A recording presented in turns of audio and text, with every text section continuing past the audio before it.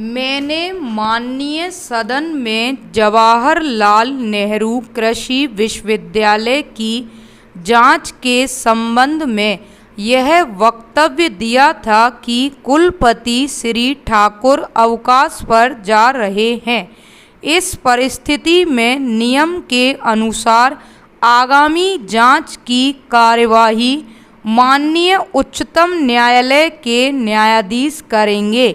इस जांच के बारे में हुई कार्यवाही की सूचना सदन में रखने का आश्वासन दिया था। मैं इस संदर्भ में यह बताना चाहता हूं कि वे आगामी तारीख तक छुट्टी पर चले गए हैं और इस कार्य को संभालने के लिए उपकुलपति को तैयार कर लिया गया है।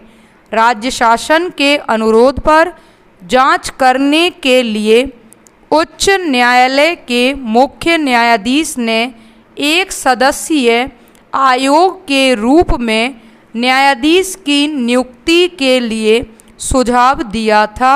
इसी बीच यह समाचार प्राप्त हो गया कि कुलपति तत्काल अपने पद से त्यागपत्र दे रहे हैं। इसी परिप्रेक्ष्य में फिर से इस विषय के बारे में पुनर्विचार होने जा रहा है।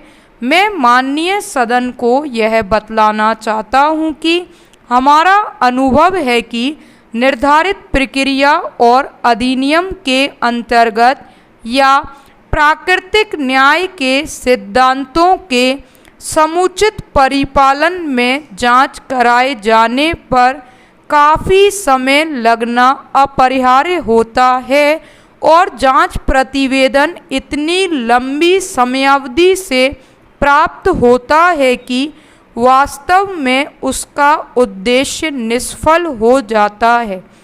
उस संस्था से संबंधित सभी महत्वपूर्ण लोगों का ध्यान और समय जांच से संबंधित कार्यों में इतना अधिक लग जाता है कि उनका सामान्य कार्य ठीक ढंग से नहीं चल पाता है।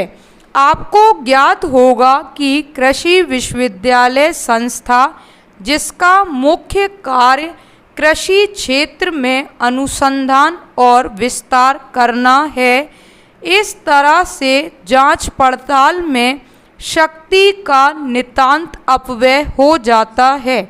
संबंधित जांचकर्ता का समय, शक्ति, शासकीय धन राशि का उपयोग आदि विश्वविद्यालय के निर्दिष्ट कार्य पर यदि किया जाए तो प्रदेश के लिए बहुत फायदेमंद साबित होगी।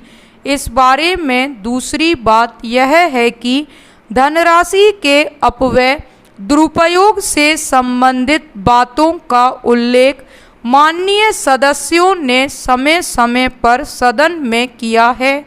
यदि न्यायिक जांच प्रस्तावित दायरे में होती है, उनमें से अधिकांश बातें ऑडिट दायरे में आ जाएगी और अच्छे ऑडिट से अधिकांशतः तथ्य प्रकाश में आ जाएंगे। यह सब न्यायिक जांच में अक्सर होता है। उक्त सभी बातों को दृष्टिगत रखते हुए राज्य शासन ने यह निर्णय लिया है कि न्यायिक जांच प्रारंभ न करते हुए स्वीकार कर लिया, क्योंकि स्पष्ट है कि अपने पद से हट जाने के बाद इस कार्यवाही की आवश्यकता नहीं है। मैं यहाँ यह भी स्पष्ट कर देना चाहूँगा कि विश्वविद्यालय का विस्तृत, व्यापक और सूक्ष्म ऑडिट अबाध गति से चलता रहेगा। उसके परिणाम स्वरूप जो व्यक्ति अनियमितताओं, राशि के अपव्यय और दुरुपयोग के लिए दोषी पाए जाएंगे, उनके विरुद्ध अनुशासनहीनता की कार्यवाही अवश्य की जाएगी। मुझे विश्वास है कि उनके त्यागपत्र देने से और उसके स्वीकृत हो जाने पर इस अध्याय का पर्दाफाश और प्रकरण का खुलासा जिस ढंग से होगा, निश्चित रूप से वह विश्वविद्यालय तथा राज्य की संपूर्ण जनता के हित में होगा। अब आशा है कि विश्वविद्यालय अपने निर्दिष्ट लक्ष्यों की पूर्ति कर सकने की ओर अग्रसर हो सकेगा। अब मैं यह भी जानना चाहता हूँ कि गवर्नर साहब को कुलपति का इस्तीफा कब प्राप्त हुआ। मेरी चर्चा गवर्नर साहब से हो चुकी है। उन्होंने कहा कि मैं इस सदन के बारे में कल आश्वस्त कर सकता हूँ कि त्यागपत्र पाने और उसे स्वीकार करने की कार्यवाही कब तक पूर्ण कर ली जावेगी। इस पर चर्चा करते हुए राज्यपाल महोदय ने कहा कि वे उनका त्यागपत्र प्राप्त कर लेंगे, इसलिए सदन के सम्मुख यह स्टेटमेंट बड़ी जिम्मेदारी से दिया जा रहा है।